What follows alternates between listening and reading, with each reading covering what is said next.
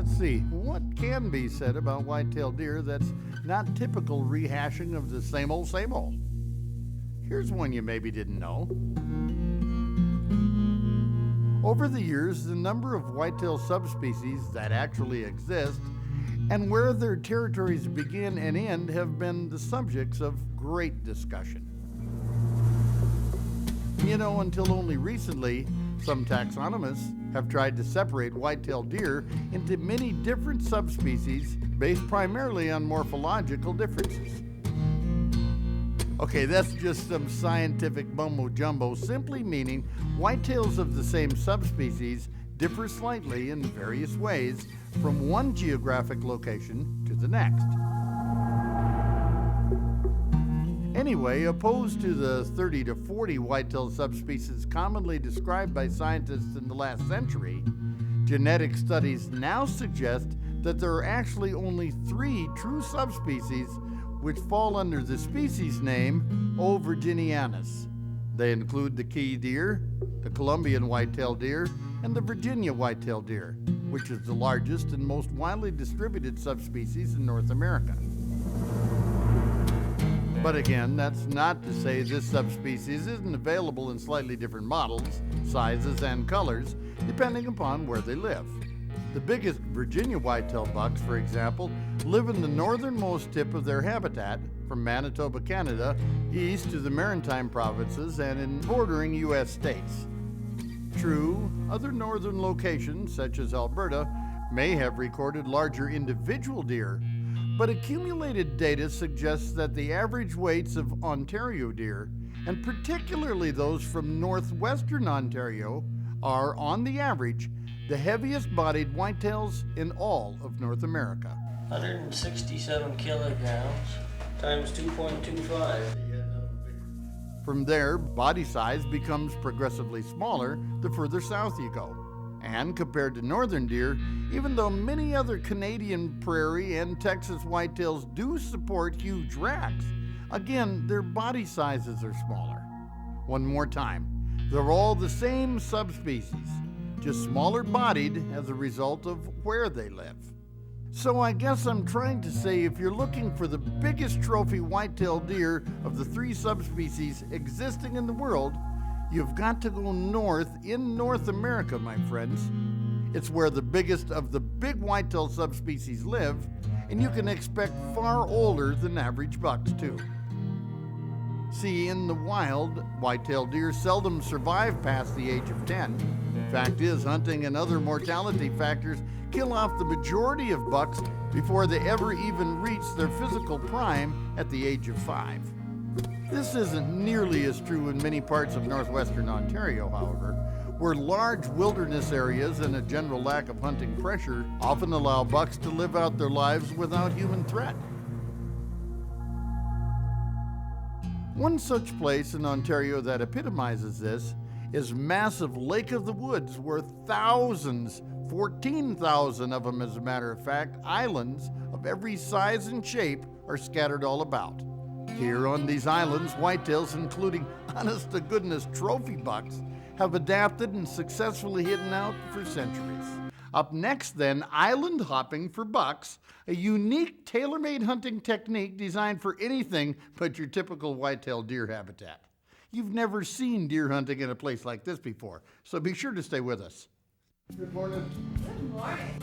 Melines Lodge, near the town of Nestor Falls, Ontario, on the east side of Lake of the Woods. Nice place, no doubt. But at the moment, I'm more interested in those island-hiding hermit whitetail bucks I've heard and seen so much about. Look at the body size of these dudes. It's uncanny to me to think about 250, 300-pound whitetails not being at all that uncommon. And the racks on these Lake of the Woods monsters speak for themselves, don't you think? So we're going to work some hunters across the backside here to push through. We're going to sneak up on that high ridge too and try to get past the pushers. We pore over a map prioritizing which islands to target first. We'll have 3 pushers run this. Yeah, one there and one there. The high ridge. Finally, always be certain of local laws before each hunt begins, so I clarify regulations regarding shooting over water or at a buck climbing out of the water after swimming from one island to another. So if it crawls up on a point, or if it's walking out on a shallow flat, it's okay to shoot. Just can't shoot anything swimming. A lot of the times you make noise, not just for the deer to hear you, but for the other drivers to hear you, so that you know if you're working in the same line and you're not getting too far staggered ahead and behind. Now, safety is the key, and it's important to say that getting deer to do what they're supposed to isn't going to be any easy deal. I think a guy can get a better rest sitting down, but there's too big of a round sweep here. It's going to be much more difficult to try and slide and put in position when you're doing it. A drive like we're doing now. It's going to happen quick if it happens. The reason we hunt the islands is the deer are there for food. A lot of acorns on the island, less predators too. You're not often going to see a pack of wolves on an island. The pack of wolves would stay to the mainland. Those like to come out here and hide and feed. Once the rut gets into full go here, the bucks will swim over these islands to check for does, and that's basically what we're doing, driving some islands that we know where bottlenecks down. We've only got one guy on the stand. It's pretty tough driving to one spot, but we try to put him in the best spot we can where it's narrow and he can cover as much area as possible. Whenever I get in a position like this, I get settled in comfortably where I want to, number one. Number two, I take my rangefinder here. I got it almost 1,200 yards monarch goals. And I rangefind every single point that I might shoot. For example, that brush over here in the swamp, 248 yards to that. Over here I got big rocks. That's 163 yards right here. So the way I've got my gun set, I can flat shoot anything that's here. This is a 300 short mag, and I've got it sighted 1 inch over at 100 yards. I'm shooting a 180 grain bullet. And with this particular bullet, and so forth, at an inch over at 100 yards, I'm basically right on the nose at 300. And you need to know that, because when that moment comes, boy, you gotta have confidence in what you're doing at that time. If you're second guessing at all, you won't have time to miss it here.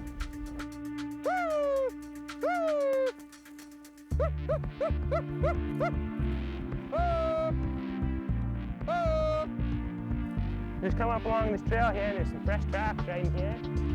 Little fawn, you see her? Here she's coming.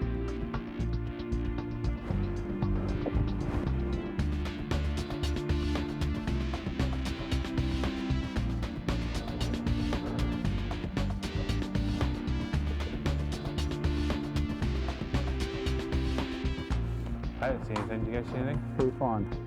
One fawn. I think it's too big of an island. I don't think we got a chance. Getting around them. They're all saying they've seen lots of fresh tracks, fresh droppings, beds, everything. Island number 3. Continuing now at Lake of the Woods, I'll simply say our island hopping efforts have yet to provide the happy ending we've been hoping for.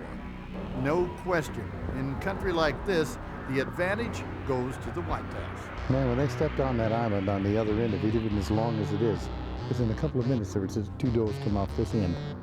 I think what's on these puppies are going to move pretty quick unless they're big islands, and the deer know that they've got a chance to really get around them. Hey, nobody said this would be easy. It's more a matter of beating the odds by being persistent, hunting as many prime-looking islands as possible, and being patient for one perfect situation. And so, we keep at it. The buck comes out of here, it's going to be a tough buck. We're going to have Byron in here in case they try to come across this wall. Little fawn, you see her? Now we're coming back down to this narrow here. Little buck. You can't imagine how thick this bush is and how difficult this is to try and accomplish. But when it works, and we're hoping it will, it should be cool. Come up over this ridge here. Found a lot of droppings. There's one swimming. It's amazing to see deer swimming, isn't it? Of course, I always knew they could. I just never realized how much whitetails can depend on swimming to get around on a day-to-day basis. Little fork, another little fork, and a doe. Truly amazing. One by one, they each reach the other side, climb out, and boom, they're gone. Once they gain a foothold and are no longer swimming, you better shoot accurately and quickly. Boy, Boy, I tell you what, this looks pretty good right here, doesn't it? Sit right in that scrub brush there, eh? That's exactly what I'm thinking. The big bucks, I think you'd want to be a little camoed.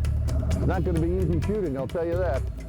He's going to have to try to give me some kind of a cooperative chance here. I'm going to be SOL. If we can push him past you, whether you shoot it or not, Oh, sure. all he's going to do is he's going to keep going on to the next island. Now we got him cornered. The deer on the islands behave a little differently than they do on mainland. Obviously, they're restricted in where they can go. For the most part, they don't want to swim. I think that's why we've had some problems today so far, because they're just moving around us rather than going to the water.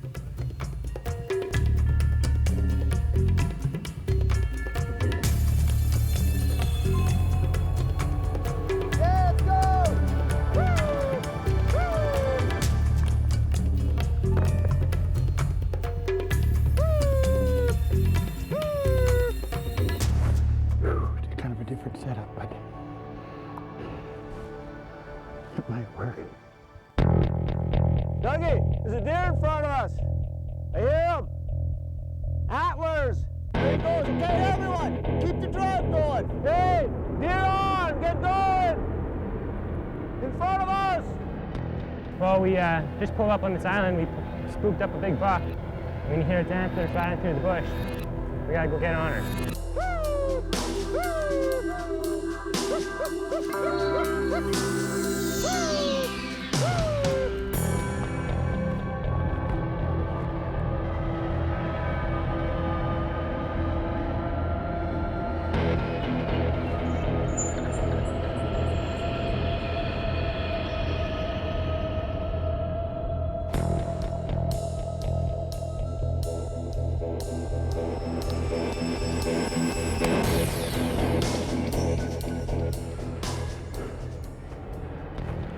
That worked. 41 islands later, that worked. There's nothing like this kind of a feeling. It's just wild, it's just incredible. And this has been such a great hunt and such a really tough hunt at the same time. But we're up here for a reason. There are giant, giant bucks in Ontario, and we just killed a pretty good one. Not a giant, but a pretty good one. That's a dandy. See, this is the kind, the closer you get, the better he looks. Nice curls on it. Beautiful buck. Big body on him, too. Huge body. People don't know about Ontario. Everybody, when they talk about Canada, they talk about Saskatchewan or Alberta or this, that, or the other. And boy, Ontario is probably the best kept secret in all of Canada as far as big bucks go. You know, this is an average buck for here. I mean, darn good average.